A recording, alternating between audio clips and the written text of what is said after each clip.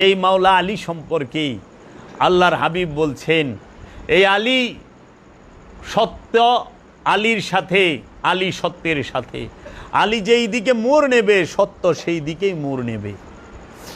আলীর পিছে পিছে সত্য চলে, সত্য আলীকে অনুসরণ করে। মুনাফিক চেনার সবচেয়ে বড় মাধ্যম হচ্ছে এই মাওলা আলী। মাওলা আলীর কথা শুনলে যার মুখ কালা হয়, যার শরীরে আগুন ধরে, যে অপবাদ দেয় সেই মুনাফিক। আর মাওলা আলীর নাম শুনলে যার চেহারা উজ্জ্বল হয়, যার মুখে হাসি ফুটে ওঠে, যিনি খুশি হন তিনি মুমিন। এবং সমস্ত সাহাবার সামনে 1,29,000 সাহাবার সামনে মহানবী মাওলা আলীকে 2 হাত ধরে উঁচা করে ধরলেন, ধৈরা বললেন, মান কুনতু মাওলাহু ফা হাজা আলিউন মাওলাহু, আমি যার মাওলা এই আলীও তার পরিপূর্ণ হয়েছে। দিন পরিপূর্ণ হওয়ার দিবসটির অপর নামই হচ্ছে ঈদে গাদির। এর দলিলটা কোথায় আছে? কুরআনুল মাজিদে। আল্লাহ রব্বুল আলামিন তার প্রিয় হাবিব সরকার দু আলম আবুল কাসেম মোহাম্মদ সাল্লাল্লাহু আলাইহি ওয়াসাল্লাম যখন বিদায় হজ পালন করলেন, আল্লাহর হাবিব জীবনে একবার হজ করেছেন। জীবনে কয়বার? একবার হজ করেছেন। কাবা শরীফ তোয়াফ করেছেন এবং এই একবার হজ করার কারণে রাসূল সাল্লাল্লাহু আলাইহি ওয়াসাল্লাম মক্কাবাসীর কাছ থেকে শেষ বিদায় নিয়ে মদিনার উদ্দেশ্যে রওনা দিবেন। শেষ হজ, একবারই হজ এবং মক্কাবাসীর উদ্দেশ্যে শেষ ভাষণ, হজের শেষ খুতবা। এর জন্য বলা হয় বিদায় হজের ভাষণ। কেন? এই হজের পরে আল্লাহর হাবিব আর মক্কায় বাসীর কাছে তার যে গাতা গোষ্ঠী, তার যে বংশধরেরা আছেন, আত্মীয় স্বজনেরা আছেন, তাদের কাছে আর আসবেন না। আল্লাহর হাবিব ইহজগৎ থেকে পর্দা গ্রহণ করবেন। এর জন্য মক্কায় আল্লাহর হাবিব হজ সম্পূর্ণ করে বিদায় হজের ভাষণ দেন 9 জিলহজ। 9 জিলহজ বিদায় হজের ভাষণ। সবার থেকে বিদায় নিয়ে আল্লাহর হাবিব মদিনার উদ্দেশ্যে রওনা করেন 11 জিলহজ। যখন আল্লাহর হাবিব মক্কা থেকে মদিনার উদ্দেশ্যে 11 জিলহজ রওনা করেন, সমস্ত সাহাবায়ে কেরামদেরকে সাথে নিয়ে 1,29,000 সাহাবা আল্লাহর হাবিবের সাথে ছিলেন। ঐতিহাসিকগণ বলেন, আবার অনেক ঐতিহাসিকগণ বলেন 1.25 লক্ষ, 1,29,000 আর 1.25 লক্ষ একখানে। এই যখন আল্লাহর হাবিব মক্কা থেকে মদিনার উদ্দেশ্যে রওনা করেন, তখন ছিল 10ম হিজরি, 18 জিলহজ গাদিরে খুমের ভাষণটা আল্লাহর হাবিব দেন। ইংরেজিতে 632 খ্রিস্টাব্দে ছিল। 632 খ্রিস্টাব্দে আল্লাহর হাবিব এই 631 খ্রিস্টাব্দে আল্লাহর হাবিব হজ পালন করেন। 632 খ্রিস্টাব্দে আল্লাহর হাবিব পর্দা গ্রহণ করেন। তো আল্লাহর হাবিব যখন মক্কা থেকে মদিনার উদ্দেশ্যে রওনা করলেন, এই দিকে রসুলের হায়াতে জিন্দেগি যে নবুয়তের ডিক্লিয়ার দিলেন, ঘোষণা করলেন, নবুয়ত, রেসালাত, বেলায়েত, আবদিয়াতের ঘোষণা করলেন।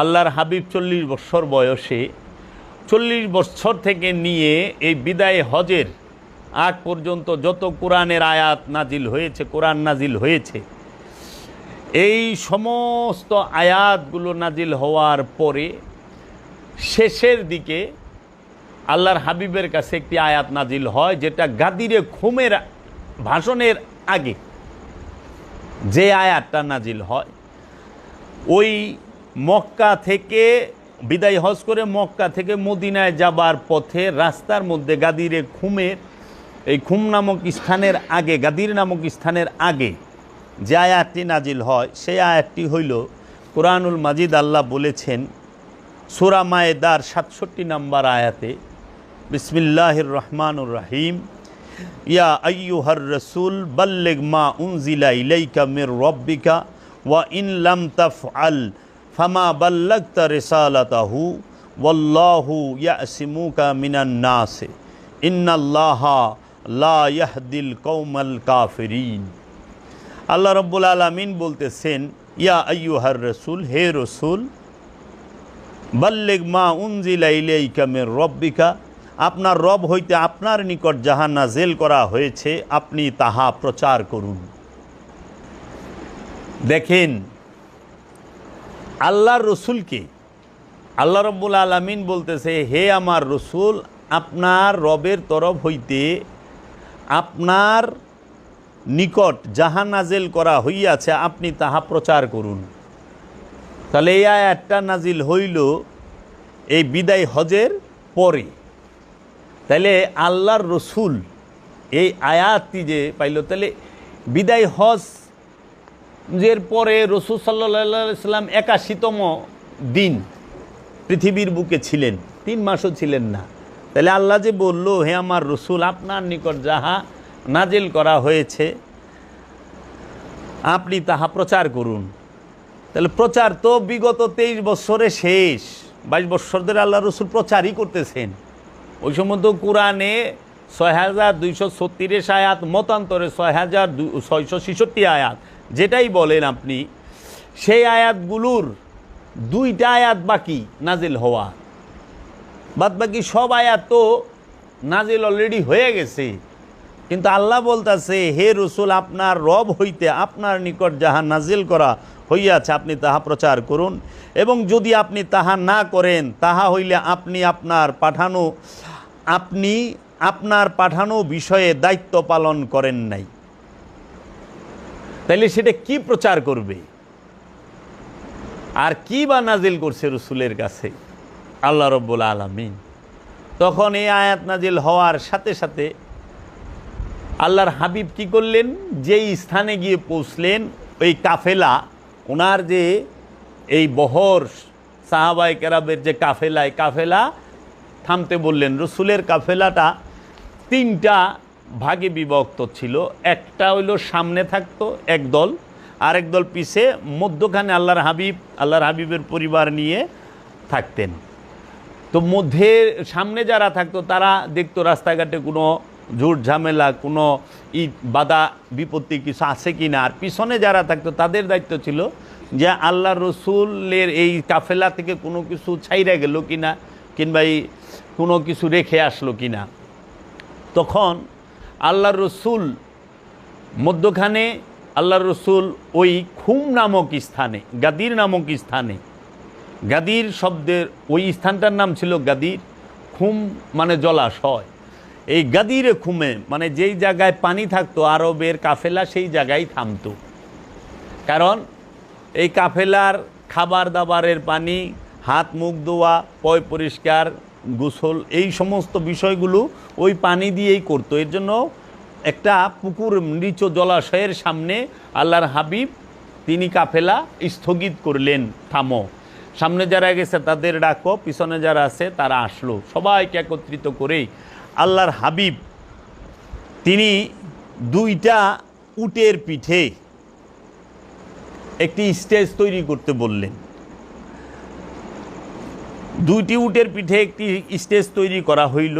ওইখানে আল্লাহর হাবিব একটি ভাষণ দিলেন। রাসূল সাল্লাল্লাহু আলাইহি ওয়াসাল্লামে জীবনে একবার মাত্র হজ পালন করেছিলেন।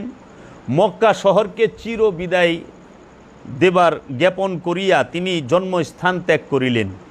এই জন্য ইহাকে বিদায় হজ বলা হয় এবং তাহার দেওয়া এই ভাষণকে বিদায় ভাষণ বলা হয়। যেহেতু ইহা ছিল জন্মভূমির প্রতি শেষ ভাষণ, যে বিদায় হজে, তখন আল্লাহর রসুল এই গাদিরে খুমের এই স্থানের মধ্যে গিয়ে আল্লাহর রসুল তিনি সবার সামনে একটি স্টেজে উঠলেন, উটের পিঠে উঠে মাওলা আলী কারামাল্লাহু ওয়াজহুকে সেই স্টেজের উপরে রাখলেন, উঠাইলেন। আল্লাহর হাবিব এবং মাওলা আলী কারামাল্লাহু ওয়াজহু পাশাপাশি দাঁড়ালেন। দাঁড়ানোর পরে সমস্ত সাহাবা এবং রসুলের সাথে যত সফরসঙ্গী ছিলেন, যারা ছিলেন, সবার কাছ থেকে আহাত নিলেন, মানে ওয়াদা নিলেন, প্রতিশ্রুতি নিলেন, শপথ নিলেন যে আমি কি তোমাদের জীবন থেকে প্রিয় নই, আওলা নই? সবাই বললেন নিঃসন্দেহে ইয়া রাসূলুল্লাহ। কালু বালা ইয়া রাসূলুল্লাহ, নিঃসন্দেহে আপনি আমাদের জানের থেকেও প্রিয়, জীবন থেকেও প্রিয়। তখন আল্লাহর হাবিব বললেন, আমি যদি বলি যে এই পাহাড়ের পিছনে, এই পাহাড়ের পিছনে শত্রু আছে, তোমরা বিশ্বাস করবে না? বললেন নিঃসন্দেহে ইয়া রাসূলুল্লাহ। এইভাবে আল্লাহর হাবিব তাদের কাছ থেকে প্রতিশ্রুতি নিলেন যে আমি কি তোমাদের মাওলা নই? সকলে বলল নিঃসন্দেহে ইয়া রাসূলুল্লাহ, আপনি আমাদের সকলের মাওলা। আমি কি তোমাদের আওলা নই? আওলা মানে জানের থেকেও প্রিয়। আর এই মাওলা শব্দের অর্থ যদি তোমরা করো, মাওলা অর্থ অনেকেই জানে না। মাওলা শব্দের অর্থ হলো আল্লাহর নিয়োজিত প্রভু, রবের নিয়োজিত প্রভুর অপর নাম হইল মাওলা। মাওলা কাকে বলে? আমরা বলি না মাওলা আলী? আলী শব্দের অর্থ হইল উচ্চ, উঁচু। এই যে আমরা উজি ভাই পড়ি না, আলী আলী পীর মুর্শেদ কালান্দার বাবা জাহাঙ্গীর বা ইমান আল সুরেশ্বরী আলী। আলী আলী মানে উচ্চ থেকে উচ্চ, উঁচুরও উঁচু, আলী আলী। আলী শব্দের অর্থ উঁচু, মাওলা শব্দের অর্থ আল্লাহর নিয়োজিত প্রভু। তাহলে মাওলা কে? মাওলা অর্থ কি? আল্লাহর নিয়োজিত প্রভু, রবের নিয়োজিত প্রভুর অপর নাম হচ্ছে মাওলা। এইটা আল্লাহর দেওয়া প্রভুত্ব, রবের দেওয়া প্রভুত্ব। তাইলে মাওলা আলী শব্দের অর্থ আসে আল্লাহর নিয়োজিত প্রভু, উচ্চ প্রভু। আল্লাহর নিয়োজিত উঁচু স্তরের প্রভু যিনি, তিনি হলেন মাওলা আলী। তাহলে এই মাওলা একটা রবের তরফ হইতে মাওলা আলীকে দেওয়া হয়েছে। এই রেসালাত রবের তরফ হইতে এবং রসুলের তরফ হইতে মাওলা আলীকে দেওয়া হয়েছে। রহমাতাল্লিল আলামিন এবং রব্বুল আলামিনের তরফ হইতে মাওলাউল আলামিনকে নিয়োজিত করা হয়েছে। আল্লাহ রব্বুল আলামিন মুহাম্মদ সাল্লাল্লাহু আলাইহি ওয়াসাল্লাম, তিনি রহমাতাল্লিল আলামিন। আর আলী কারামাল্লাহু ওয়াজহু, তিনি হল মাওলাউল আলামিন। সমস্ত জগতের মাওলা হইল মাওলা আলী, সমস্ত জগতের রহমত হইল মহানবী, সমস্ত জগতের রব হইল আল্লাহ রব্বুল আলামিন। তে এই মাওলা আলীকে যখন আল্লাহ রব্বুল আলামিন বললেন যে আপনার কাছে আমি যে যাহা নাজিল করেছি তাহা আপনি প্রচার করেন, যদি না করেন তাহলে আপনার কাছে প্রেরিত যে রিসালাত সেটার পূর্ণতা আপনি করলেন না। তখন এই সবার কাছ থেকে 1,29,000 সাহাবীর কাছ থেকে যখন ওয়াদা নিল, মান কুনতু মাওলাহু, আল্লাহর হাবিব বলতেছে মান কুনতু মাওলাহু, তখন সবাই বলল, আল্লাহ রসুল বলল, আমি কি তোমাদের মাওলা প্রভু নই, রবের নিয়োজিত সদা প্রভু নই? সবাই বলল নিঃসন্দেহে ইয়া রাসূলুল্লাহ। তখন আল্লাহর হাবিব বললেন, মান কুনতু মাওলাহু ফাহাজা আলিয়ুন মাওলাহু, আমি যার মাওলা এই আলীও তার মাওলা। তখন আল্লাহর হাবিব বললেন যে এই আলী মূল্য আমার কাছে ঠিক ততখানি এই দেহের মধ্যে প্রাণের মূল্য যতখানি। আল্লাহর হাবিব বললেন, এই আলীর মূল্য আমার কাছে ঠিক ততখানি এই দেহের মধ্যে মাথার মূল্য যতখানি। আল্লাহর হাবিব বললেন, এই আলীর মূল্য ঠিক আমার কাছে ততখানি মুসার কাছে যেই রকম হারুনের মূল্য ছিল। মুসার কাছে যেরকম হারুন, মুহাম্মদ সাল্লাল্লাহু আলাইহি সাল্লামের কাছে ওই রকম মাওলা আলী। মাওলা আলী তিনি হচ্ছেন মাওলা মুহাম্মদের, মহাপ্রভু মুহাম্মদ সাল্লাল্লাহু আলাইহি ওয়াসাল্লামের আলমদার, মানে পতাকাবাহী। মাওলা আলী কারামাল্লাহু ওয়াজহু তিনি হইলেন মহানবীর ওয়াসি, সর্বপ্রথম রেসালাতের, নবুয়তের সাক্ষী দানকারী যিনি, তার নাম হচ্ছে মাওলা আলী কারামাল্লাহু ওয়াজহু। যখন আল্লাহর হাবিব সর্বপ্রথম আরবের মক্কার কুরাইশ বংশের, হাশমি বংশের সমস্ত সর্দারদেরকে, মানুষদেরকে ডেকে আনেন, আইনা বলেন যে আমি আল্লাহর নবী, আমি আল্লাহর রসুল, কে আছে আমাকে সাহায্য করবে? তখন একমাত্র 12 বছরের ছেলে মাওলা আলী কারামাল্লাহু ওয়াজহু তিনি বলেছিলেন, মারহাবা ইয়া রাসূলুল্লাহ, আশহাদু আল্লা ইলাহা ইল্লাল্লাহু মুহাম্মদ রাসূলুল্লাহ। ওগো আল্লাহর হাবিব, আমি আপনাকে সাহায্য করুম, আমি আপনাকে সাহায্য করুন। তখন মহানবী বলেছিলেন, এই আলী হচ্ছে আমার ওয়াসি, আমার ওয়াসি। সর্বপ্রথম আল্লাহর হাবিবের যে রেসালাতের সাক্ষী, নবুয়তের সাক্ষী, বেলায়েতের সাক্ষী, অবদিয়াতের সাক্ষী এবং রসুলের কাছে কিভাবে ঈমান আনতে হয় সেই শিক্ষাটা আলী কারামাল্লাহু ওয়াজহু দিয়েছেন। এই সেই মাওলা আলী যিনি আল্লাহর হাবিবের ঘরে, আল্লাহর হাবিবের কাছে লালিত পালিত হয়েছেন। আল্লাহর হাবিব 33টি বছর মাওলা আলী কারামাল্লাহু ওয়াজহুকে নিজ সোহবতে রেখে, নিজের শিক্ষায়, নিজের জ্ঞানে, নিজের গুণে, নিজের নূরে নূরময় করে দিছেন, নিজের জ্ঞানে জ্ঞানী করছেন, নিজের আলোয় আলোকিত করছেন। আল্লাহর হাবিবের কাছে জগতে অন্য কেউ লালিত পালিত হয় নাই, একমাত্র মাওলা আলী কারামাল্লাহু ওয়াজহু ছাড়া। মা ফাতেমা তিনি তো রসুলের কন্যা, তিনি রসুলের আওলাদ। মাওলা আলীকে আল্লাহর হাবিব পালছে। আল্লাহর হাবিবের ঘরের নঙ্গর মানে খাবার, জগতের শ্রেষ্ঠ খাবার। মা খাদিজা মাওলা আলীকে পালছে, মুহাম্মদ সাল্লাল্লাহু আলাইহি ওয়াসাল্লাম মাওলা আলীকে পালছে। তৈয়বা তাহেরা রহমাতাল লিল আলামিনের ঘরে বরকত এবং রহমতের খাবার, যে সেবা, যে খানা, সেই খানা হর হামেশা মাওলা আলী কারামাল্লাহু ওয়াজহু খেয়েছেন। আল্লাহর হাবিবের লালা মুবারক মাওলা আলী কারামাল্লাহু ওয়াজহু তার জবান থেকে চুষে খেয়েছেন। আল্লাহর রসুলের জবান থেকে মাওলা আলী কারামাল্লাহু ওয়াজহু লালা চুষে খাইছেন। মসজিদুল হেরেমের ভিতরে মাওলা আলীর আগমন হয়েছে। আল্লাহর হাবিব রহমাতাল লিল আলামিন লালা মুবারক চুষে খাইয়েছেন মাওলা আলীকে। মাওলা আলী কারামাল্লাহু ওয়াজহুর চোখ উঠছে, আল্লাহর হাবিব লালা মুবারক নিয়ে চোখে লাগায় দিছে। মাওলা আলী কারামাল্লাহু ওয়াজহু তিনি আঘাত পাইছেন, আল্লাহর হাবিব লালা মুবারক দেহের মধ্যে লাগায় দিছে। আল্লাহর হাবিব তার পতাকা মাওলা আলীকে দান করেছেন, তাই বলা হয় আলমদার মুস্তফা। মাওলা আলী মহানবীর পতাকাবাহী। মাওলা আলী হাতে আল্লাহর হাবিব রহমাতাল লিল আলামিনের জুলফিকার দিয়েছেন। মাওলা আলীর হাতে আল্লাহর হাবিব তার কলিজার টুকরা, হৃদয়ের ধন সৈয়দাতুন নেসা সৈয়দনা মা ফাতেমাতুজ জাহরা আলাইহিস সালাতু ওয়াস সালামকে তুলে দিয়েছেন।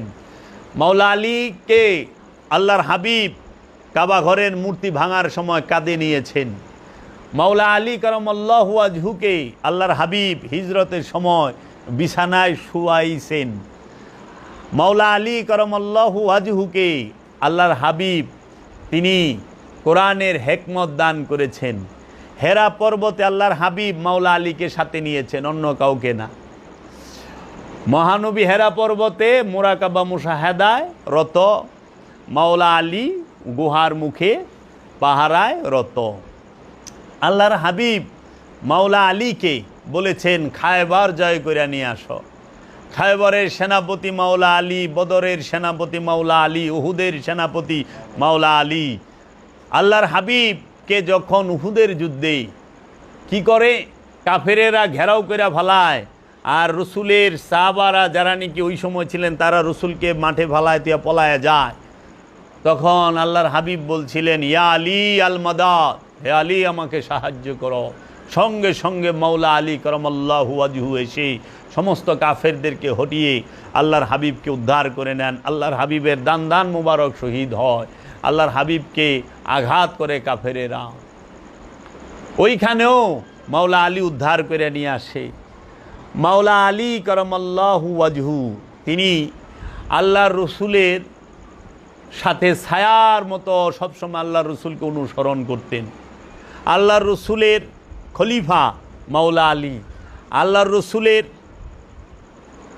নিয়োজিত মাওলা আলী করমাল্লাহু ওয়াজহু। মাওলা আলীকে আল্লাহর রসুল বলেছেন আনা মদিনাতুল ইলমে আলী ও বাবাহা, আমি এলেমের শহর, এই আলী হচ্ছে তার দরজা। আল্লাহর হাবিব বলছেন এই আলী পৃথিবীতে এবং আখেরাতে আমার ভাই। আল্লাহর হাবিব মালিক হাউজে কাউসারের, মাওলা আলী সাকিয়ে কাউসার, এই কাউসার বাটনেওয়ালা। আল্লাহর হাবিব মাওলা আলীর ভাই, আল্লাহর হাবিব মাওলা আলীর শ্বশুর। আল্লাহর হাবিব মাওলা আলীর কাছে জান্নাতের সরদারিনীকে সঁপে দিয়েছেন। আল্লাহর হাবিব মাওলা আলীর ঘরে মাওলা হাসান মাওলা হুসাইনকে দিয়েছেন, মাওলা জাইনুল আবেদিনকে দিয়েছেন, এবং 12 ইমাম 14 মাসুম এবং ইমাম মেহেদি আলাইহিস সালাতু ওয়াস সালামকে মাওলা আলীর ঘরে দিয়েছেন। মাওলা আলীর ঘরে গৌসে পাক আব্দুল কাদের জিলানি আলাইহিস সালাতু ওয়াস সালামকে দিয়েছেন, সুলতানুল হিন্দ খাজা বাবাকে দিয়েছেন। কার ঘরে? মাওলা আলীর ঘরে। এই সেই মাওলা আলী, যেই মাওলা আলী সম্পর্কে আল্লাহর হাবিব বলছেন এই আলী সত্য, আলীর সাথে, আলী সত্যের সাথে। আলী যেই দিকে মোড় নেবে সত্য সেই দিকেই মোড় নেবে। আলীর পিছে পিছে সত্য চলে, সত্য আলীকে অনুসরণ করে। মুনাফেক চেনার সবচেয়ে বড় মাধ্যম হচ্ছে এই মাওলা আলী। মাওলা আলীর কথা শুনলে যার মুখ কালা হয়, যার শরীরে আগুন ধরে, যে অপবাদ দেয় সেই মুনাফেক। আর মাওলা আলীর নাম শুনলে যার চেহারা উজ্জ্বল হয়, যার মুখে হাসি ফুটে ওঠে, যিনি খুশি হন, তিনি মুমিন এবং মুত্তাকি, তিনি সাবেরিন। এর জন্য বেলায়েত আল্লাহর হাবিব মাওলা আলীকে দান করেন, রেসালাত আল্লাহর হাবিব মাওলা আলীকে দান করেন, আবদিয়াত মাওলা আলীকে দান করেন। এই জগতে যত ওলি আল্লাহ আসছে সব মাওলা আলীর ঘরের থেকে। এই গাদিরে খুমের মধ্যে আল্লাহর হাবিব কি করলেন?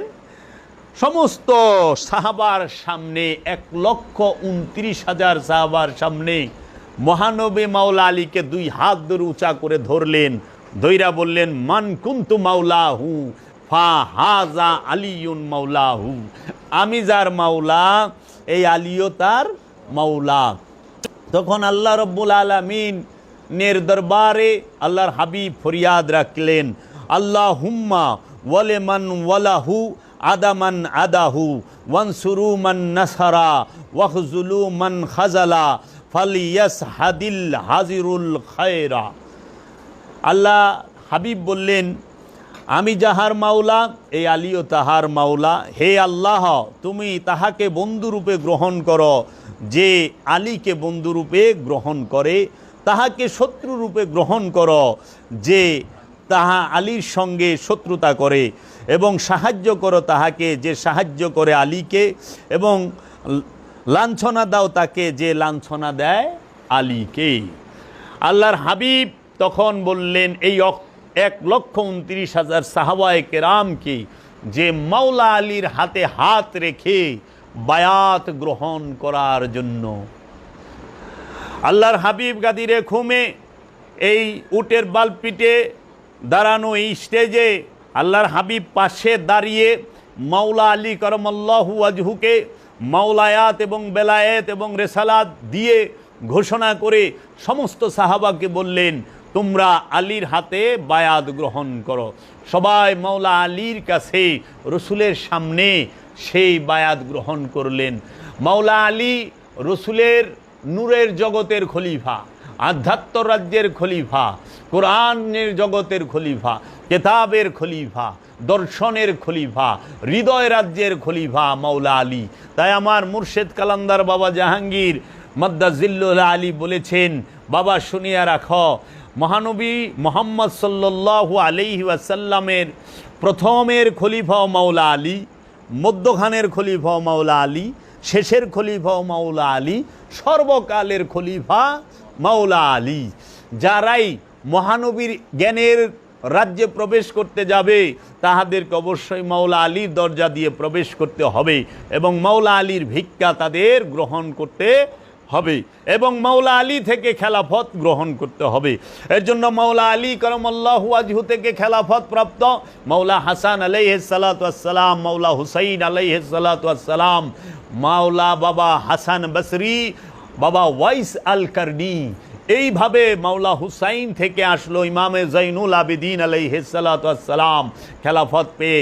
ইমাম জৈনুল আবেদিন আলাইহিস সালাম থেকে খেলাফত পেয়ে আসলেন ইমাম আলী আকবর, ইমাম আলী আসগার, ইমাম কাসেম এবং ইমাম বাকের আলাইহিস সালাতু ওয়াস সালাম। ইমাম বাকের হচ্ছে ইমাম জৈনুল আবেদিন আলাইহিস সালামের ছেলে। ইমাম জৈনুল আবেদিনের যে ছেলে ইমাম বাকের, বাকের থেকে ইমাম আলী রেজা, তারপরে ইমাম মুসা কাজেম খেলাফত পেলেন। ইমাম মুসা কাজেম থেকে খলিফা খেলাফত নিযুক্ত হইলেন ইমাম আলী রেজা। ইমাম আলী রেজা থেকে ইমাম আলী তাকি, ইমাম আলী নাকি, ইমাম হাসান আশকারি এবং ইমাম মেহেদি। এবং এই ইমাম হাসান আশকারি থেকে আসলেন গৌসে পাক আব্দুল কাদের জিলানি আলাইহিস সালাতু ওয়াস সালাম। গৌসে পাক আব্দুল কাদের জিলানি সালাম ইমাম মুসা কাজেমের বংশ, তার পিতা হচ্ছে ইমাম মুসা কাজেমের ঘরের, আর গৌসে পাকের মাতা হচ্ছে ইমাম আলী রেজার ঘরের।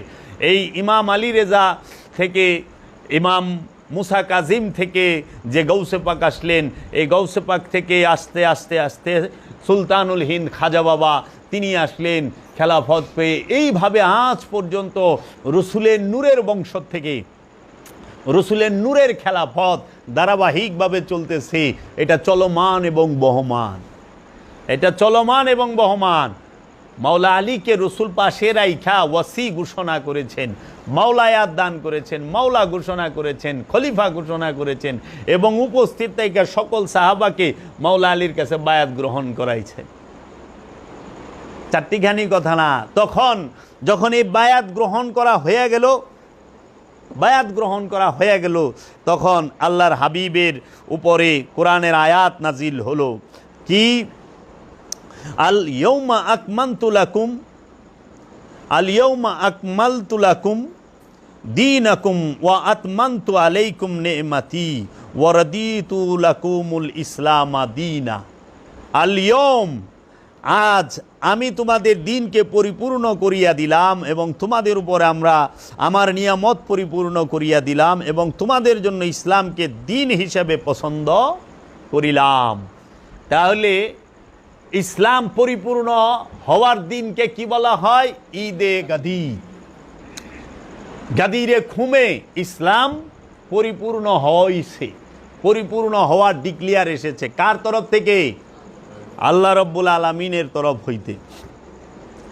18ই জিলহজ 10 হিজরি 631 সালে দিন পরিপূর্ণ হওয়ার আয়াত নাজিল হয়েছে আল্লাহ রব্বুল আলামিনের তরফ হইতে। আল্লাহ রব্বুল আলামিন বলছেন, আল ইয়াউমা আতমামতু লাকুম দীনাকুম। আল ইয়াউমা, আমি আজকে তোমাদের দিনকে পরিপূর্ণ করলাম এবং মনোনীত করলাম ইসলাম হিসেবে। ইসলাম নাম দিয়েছে।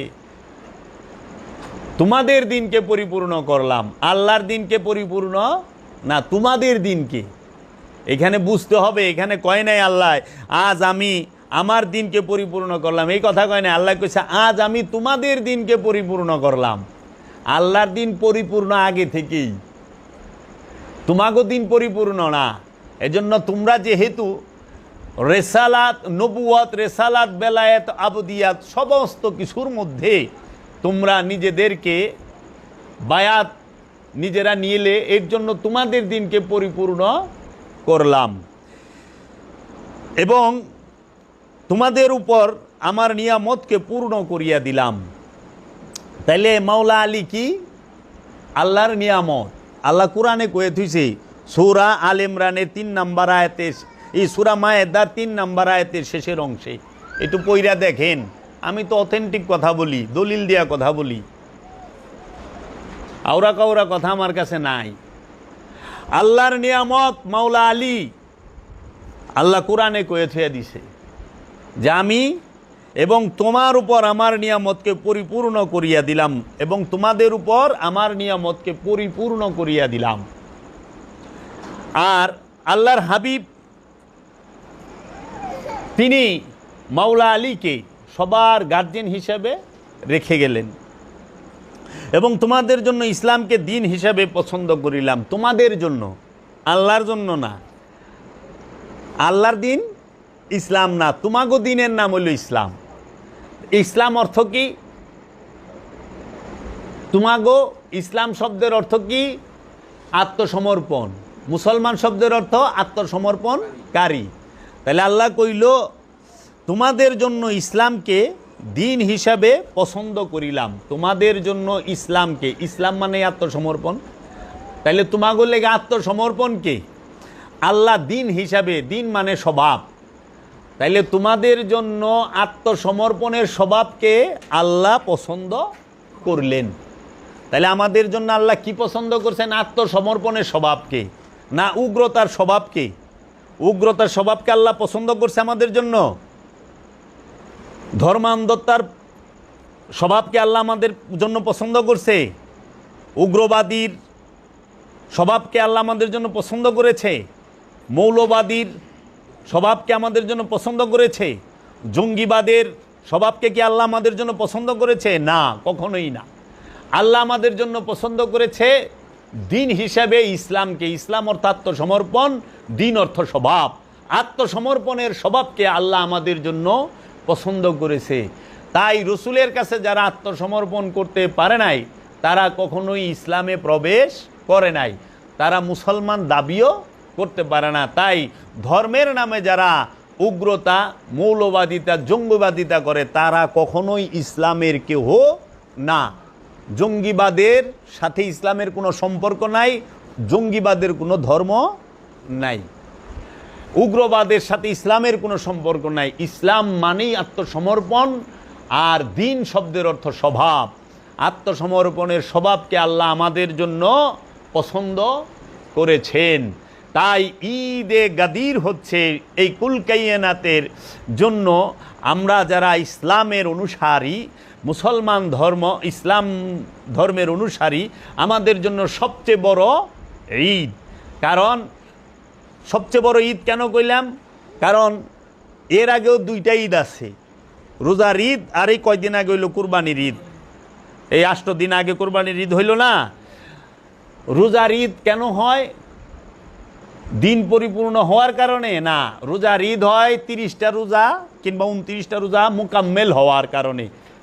30টা রোজা একজন রোজাদার যখন পূর্ণ করে, পরিপূর্ণ পালন করে, তখন তার জন্য রোজার শেষের দিনটা শুরু হয় ঈদ দিয়ে। ওই দিনটাকে ঈদ বলে, কারণ তার রোজা পূর্ণ হয়েছে, রোজা পূর্ণ করার ঈদ। কুরবানির ঈদ কেন হয়? কুরবানি করেছে সে, কুরবানি পরিপূর্ণ করছে, এর জন্য তিনি কুরবানির ঈদ পালন করে। 30 রোজা রাখনের দিন পরিপূর্ণ হয় না, পশু কুরবানি করাতে দিন পরিপূর্ণ হয় নাই। এর জন্য এই রোজার ঈদ এবং কুরবানির ঈদের থেকে অনেক আফজাল হচ্ছে ঈদে গাদির, মাওলার অভিষেকের দিন। কেন? এই ঈদে গাদিরের দিন দিন পরিপূর্ণ হয়েছে। ইসলামকে আল্লাহ দিন হিসেবে আমাদের জন্য মনোনীত করেছে এবং পরিপূর্ণ দিন হিসেবে মনোনীত করেছে। এর জন্য দিনে প্রবেশ করার জন্য সিয়াম, দিনে প্রবেশ করার জন্য কুরবানি।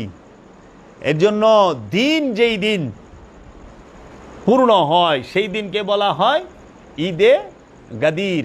এর জন্য রোজার ঈদ নিয়ে কোরআনে সরাসরি আয়াত নাই, কুরবানির ঈদ নিয়ে কোরআনে কোনো আয়াত নাই, কিন্তু ঈদে গাদির সম্পর্কে কোরআনে আয়াত আছে। সেই আয়াতটি সূরা মায়েদার 3 নম্বর আয়াতের শেষের অংশ, আল-ইয়াউমা আকমালতু লাকুম দীনাকুম ওয়া আতমামতু আলাইকুম নি'মাতি ওয়া রাদিতু লাকুমুল ইসলামা দীনা। আল্লাহ স্পষ্ট বলছেন, আজ আমি তোমাদের দিনকে পরিপূর্ণ করিয়া দিলাম এবং তোমাদের উপর আমার নিয়ামতকে পরিপূর্ণ করিয়া দিলাম এবং তোমাদের জন্য ইসলামকে দিন হিসাবে পছন্দ করিলাম। এর জন্য ঈদে গাদির আমাদের জন্য সবচেয়ে বড় ঈদ। এই মুসলমান জাতিকে বিভ্রান্ত করার জন্য উমাইয়া আব্বাসিয়ার রাজবংশ এই চক্রান্ত করে এই এজিদের গোষ্ঠী, এই মবিয়ার গোষ্ঠী, এই উমাইয়া আব্বাসিয়ার গোষ্ঠী এবং এই যে ওহাবির আব্দুল ওহাব নজদির গোষ্ঠী, এই মক্কার গুন্ডারা সন্ত্রাসীরা তারা চক্রান্ত কইরা আব্বাসিয়া আমলে এরা এই গাদিরে খুমকে ঢাকার জন্য সর্বাত্মক প্রচেষ্টা করেছে এবং সবচেয়েতে যত ধরনের দলিল দস্তাবেজ তৈরি করা লাগে করছে এবং সমাজে সবচেয়ে বড় ঈদ যেটা সেইটাকে ঢেকে ফেলেছে। যে মাওলার অভিষেকের দিন, এই মাওলা আলী এবং গাদিরে খুম সম্পর্কে বললে কয় গাদিরে খুম আবার কি? গাদিরে খুমে বেলায়েতের দরজা খোলে, গাদিরে খুমে রেসালাতের দরজা খোলে, গাদিরে খুমে অবুদিয়াতের দরজা খুলে, গাদিরে খুমে সমস্ত নবী ওলিদের আগমনের দরজাটা খুলে যায়।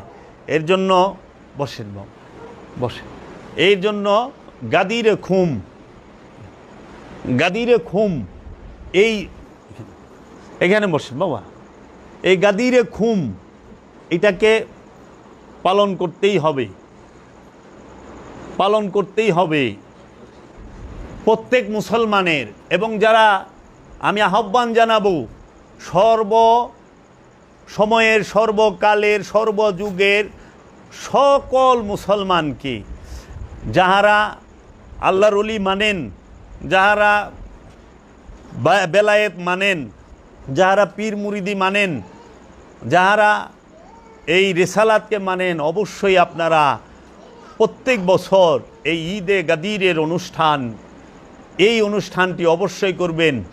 আমরা যারা নবী প্রেমিক, আমরা যারা রসুল প্রেমিক, আমরা যারা আলে রসুল প্রেমিক, আহলে বাইতের প্রেমিক, ওলি আল্লাদের প্রেমিক, আমাদের কাছে সবচেয়ে বড় ঈদ দুইটা। একটা হইল ঈদে মিলাদুন নবী রহমাতাল লিল আলামিনের শুভ আবির্ভাব দিবসের দিন হচ্ছে ঈদ।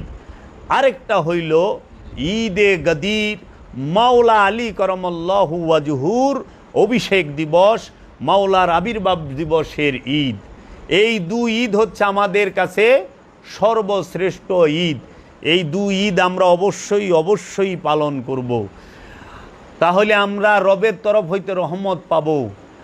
এই উমাইয়া আব্বাসিয়াদের বেতনখোর মৌলবী, পেট্রোডলারের বেতনখোর মৌলবীদের কথা শুই না বিভ্রান্ত হয়েন না। দেখেন পৃথিবীতে যত বড় বড় লিডার হোক, নেতা হোক, প্রেসিডেন্ট হোক, যত বড় শিল্পপতি হোক, পয়সালা হোক, ধনী হোক, বর্তমান জমানার সবচেয়ে বড় ধনী Bill Gates, Zuckerberg, Anil Ambani, Liton Tata, ওই যে ডালমিয়া, এইরকম বিশ্বের বড় বড় ধনকুব যারা, তারাও নবীর জন্মদিনকে ঈদ হিসাবে পালন করে। ক্রিসমাস ডে ঈসা নবীর জন্মদিন। ডোনাল্ড ট্রাম্প বলেন, আমেরিকার প্রেসিডেন্ট কি জো বাইডেন বলেন, আর বারাক ওবামা বলেন, সেও এই দিনে খুশি হয়। জন্মদিনটা কিন্তু নবীর, কোনো নেতার, লিডারের না, জাগতিক সম্পদশালীর না। নবীর আবির্ভাব দিবস, ঈসা রুহুল্লাহর আবির্ভাব দিবসে প্রেসিডেন্ট খুশি হইতে আছে, জাতি ধর্ম বর্ণ নির্বিশেষে সবাই খুশি হচ্ছে। গৌতম বুদ্ধের জন্মদিনে সারা জগতের বড় বড় ক্ষমতাধর সম্পদশালী তাহারা ঈদ করতেছে। আপনার মুসা নবীর আবির্ভাব দিবসে পৃথিবীর বড় বড় ধনীরা, পৃথিবীর সম্পদশালীরা সবাই কি করতেছে? ঈদের দিন ঈদ পালন করতেছে। ভগবান শ্রীকৃষ্ণের আবির্ভাব দিবসকে ঈদ হিসেবে সনাতন ধর্মের মানুষ পালন করতেছে।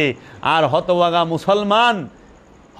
মুসলমান যিনি না আগমন করলে ঈসা রুহুল্লাহর আগমন হইতো না, যিনি আগমন না করলে মুসা কালিমুল্লাহর আগমন হইতো না, যার উপরে ঈসা রুহুল্লাহ কালেমা পাঠ করেছেন, যার উপরে মুসা কালামুল্লাহ সে কালেমা পাঠ করেছেন, এটা আমার কথা না, কোরআনে আল্লাহ স্পষ্ট বইলা দিছেন।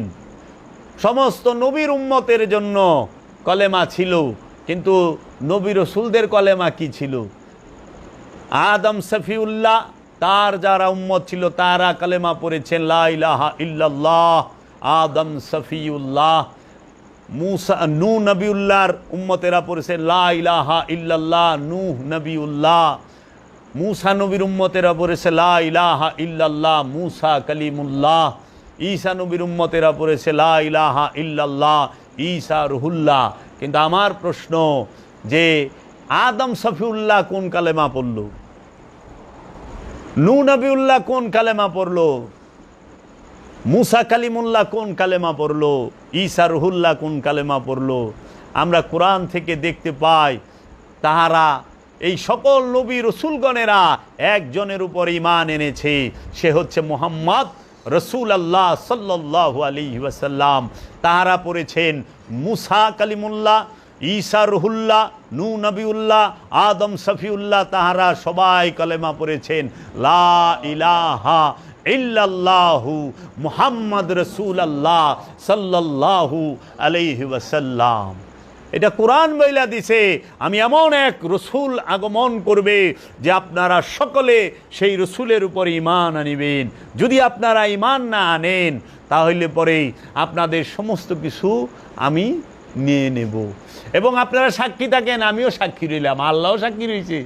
সমস্ত নবী রসুল ওলিয়া উলিয়ার সবার ঈমান আনতে হবে রসুলের উপরে, মুহাম্মদ সাল্লাল্লাহু আলাইহি ওয়াসাল্লামের উপরে। কোরআন দলিল দেয়া তুইছে, দলিল না জানলে আমার কাছে আইলে আমি একটু কোরআন থেকে দেখায় দেবো যে দেখ কোরআনে আল্লাহ কি কইছে। এর জন্য আল্লাহ রব্বুল আলামিন মহানবীর শান মানকে সর্বশ্রেষ্ঠ মর্যাদার কোরআনেই কইরা থইয়া দিছে।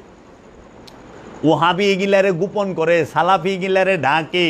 সালাফি ওহাবি খারিজিরা আল্লাহর রসুলকে সাধারণ মানুষ প্রমাণ করতে চায়। নাউজুবিল্লাহি মিন যালিক। আল্লাহর হাবিবের আগমন না হইলে এইরকম মৌলবীরা টুপি দাড়ি রাইখা জুলুম করা পারতো না, কোরআনের অনুবাদ ভুল করতে পারতো না, কোরআনের অপব্যাখ্যা করতো না, এবং হাদিস লেইখা রসুলের সম্মানকে ঘাটাইতে পারতো না। অনেক টুকাইনা হাদিস আছে আব্বাসী আমলের, ওই দিকে আমি আজকে যাবো না, আজকে ঈদের দিন। এর জন্য আমরা পড়ব নারায়ে তাকবীর, আল্লাহু আকবার, নারায়ে রিসালাত, ইয়া রাসূলুল্লাহ, নারায়ে হায়দারি, ইয়া আলী মুশকিল কুশা মাওলা আলী, নারায়ে গৌসিয়া, ইয়া গৌসে পাক, নারায়ে জাহাঙ্গীর, দয়াল সুরেশ্বরী, নারায়ে সুরেশ্বরী, দয়াল বাবা জাহাঙ্গীর। আমার মুর্শেদ সব সময় বলেছেন, বাবা গো, আল্লাহ তার হাবিবকে ভালোবেসেছেন। কোরআনে আল্লাহ বইলা দিছে যে আমি আমার হাবিবকে ভালোবাসি, মোহব্বত করি। আমার হাবিব আমার মাশুক, আমি আমার হাবিবের আশিক। আল্লাহ হাবিবের দিকে তাকায় থাকে, রাহমাতাল্লিল আলামিনের দিকে তাকায় থাকে।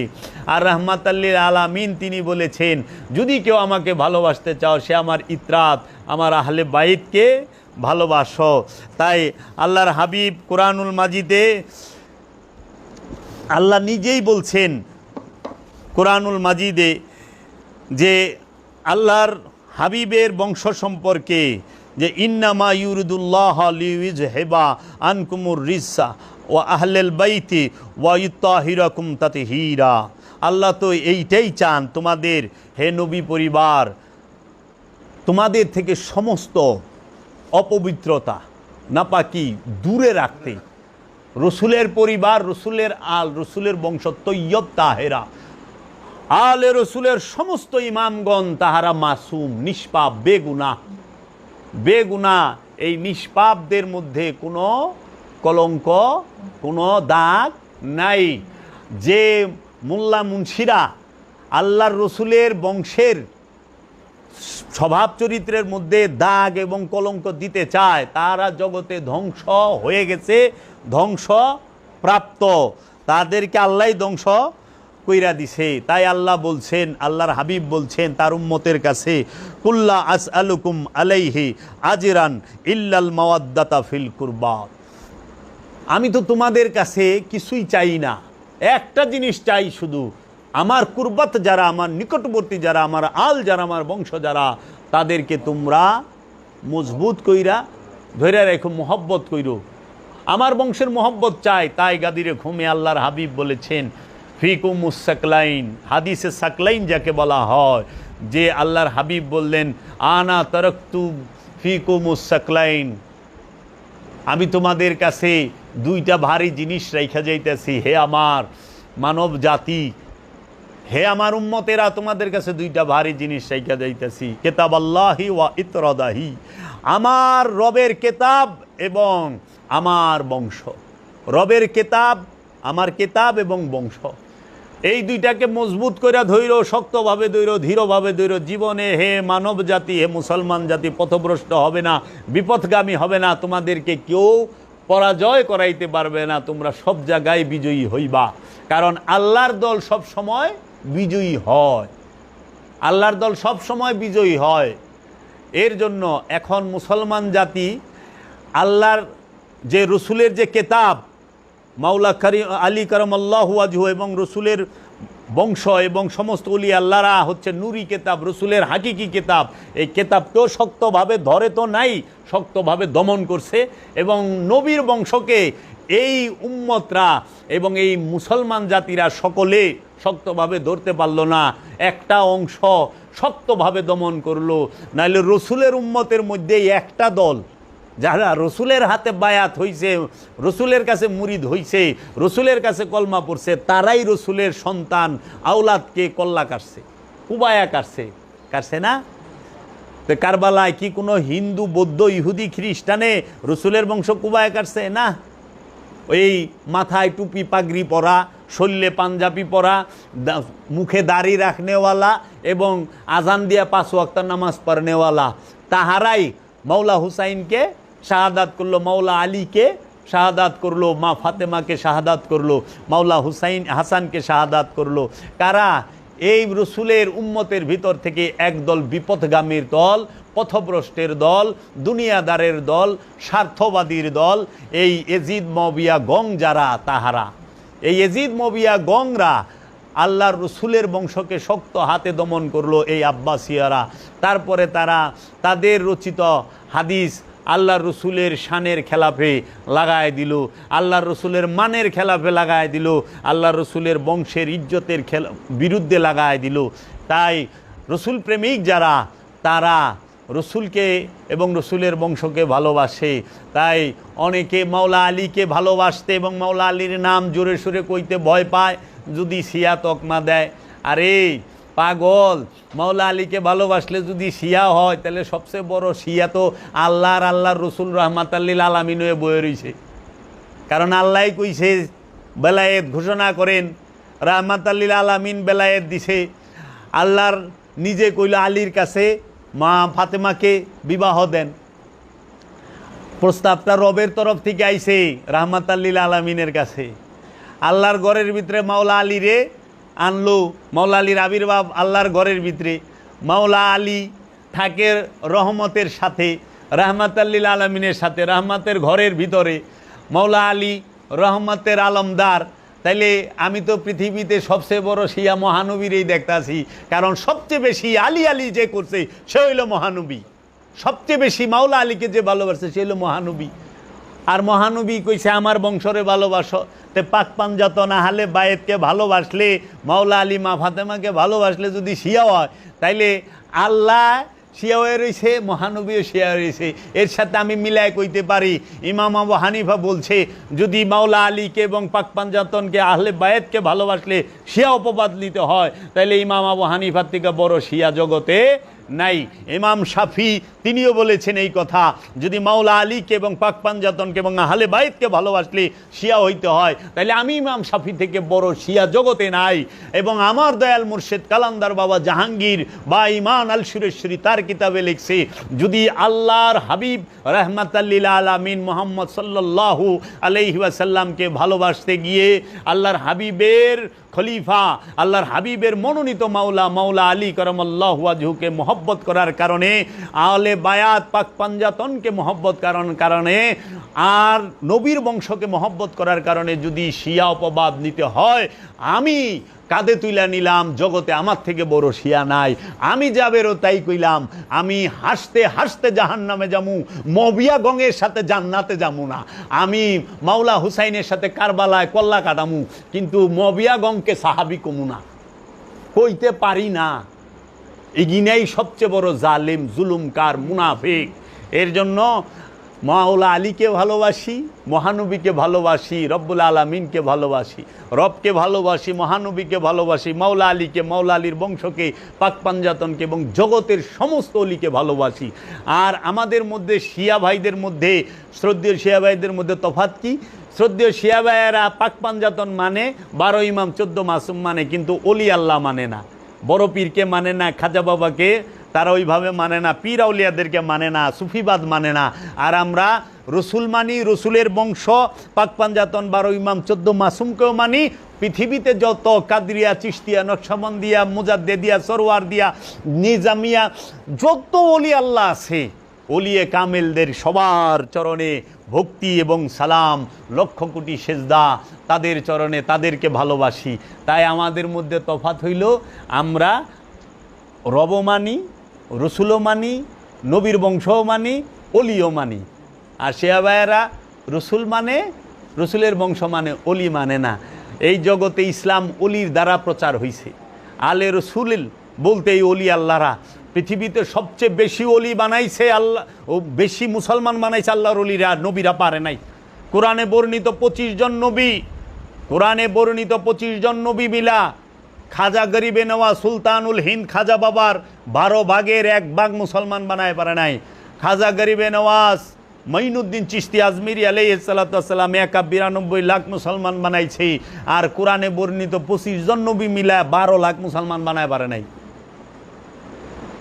গৌসে পাক বানাইছে।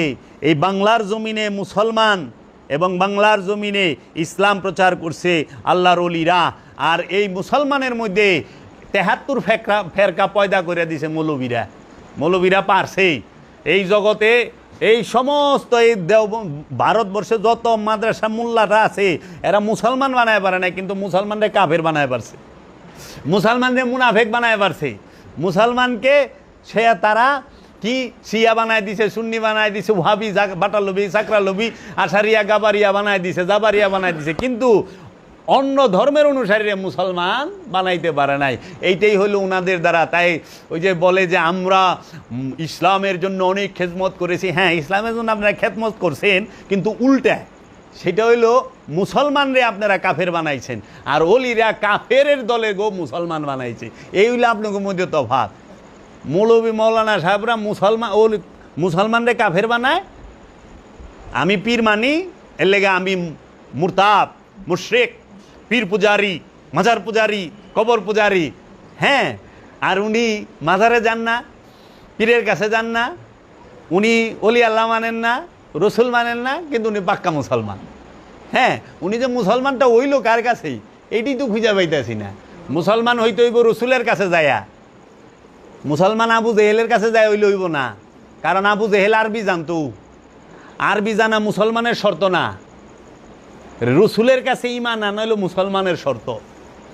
এর জন্য আমল দিয়া মুসলমান হয় না, ঈমান দিয়া মুসলমান হয়। এর লেগে ঈমানের সম্পর্ক মোহব্বতের সাথে, আমলের সম্পর্ক মোহব্বতের সাথে না, ঈমানের সম্পর্ক। এলে ঈমান হলো ভিত্তি, যার ঈমান নাই আবার মুসলমান হয় কেমনে? এর জন্য ওলি আল্লাহরা এই জগতে আগেও মুসলমান করছে, এখনও করতেছে, ভবিষ্যতেও করবে, সর্বকালেই করবে। অলি আল্লাহরাই আমানু বানায়, অলি আল্লাহরাই মুসল্লি বানায়, অলি আল্লাহরাই মুমিন পয়দা করে। আর আমাগো মাশাল্লাহ আরবি জানা মহাপণ্ডিতেরা ইনারা আমানুরে কাফের মুশরিক বানায় দেয়, মুসল্লিরে নাস্তিক বানায় দেয়, কাফের বানায় দেয়, আর মুমিনরে তো হেরা বাইতে আগুনি ধরায় দেয়, এলাকা সারা করে দেয় লুরাইয়া। এদের দ্বারা এইটাই হয়। তো এইখানেই রাখলাম। এই ঈদের দিনে আমরা খুশি, আমরা সবাই ঈদে গাদির পালন করব। আমি আবার ঈদে গাদির সম্পর্কে আলোচনা করব। তাই বাবা কোরআন পড়েন, কোরআনের কাছে বায়াত হইয়া জিন্দা কোরআনের অনুসরণ করেন, জিন্দা কোরআনের ধ্যান করেন, দেখবেন যে কোরআন কথা বলে, কোরআন কথা বলে। কোরআন দুই প্রকার, একটা নুরি কোরআন, একটা ভাষার কোরআন, আরবি কোরআন।